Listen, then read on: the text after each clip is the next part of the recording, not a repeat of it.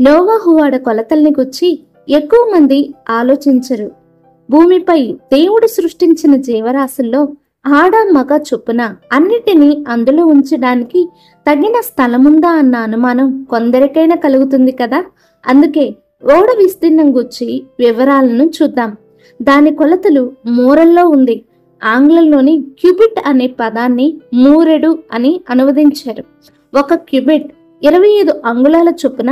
నోవాహు వాడ పొడవు 625 అడుగులు, వెడల్పు 104 అడుగులు, ఎత్తు 62.5 అడుగులు ఉంటుంది.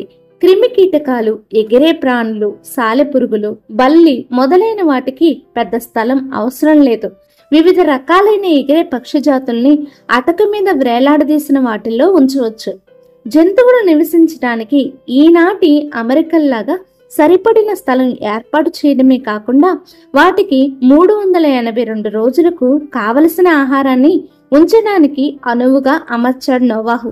ఈ విధంగా ఆధునిక శాస్త్ర పరిశోధకులకు కూడా నోవాహు వాడ దేవుని చేత నిర్మితమైంది కనుక దాని ఉనికిని అనుమానించడానికి వీల్లేని విధంగా ఈనాటికి నిలిచిపోయే సత్యంగా ఉంది.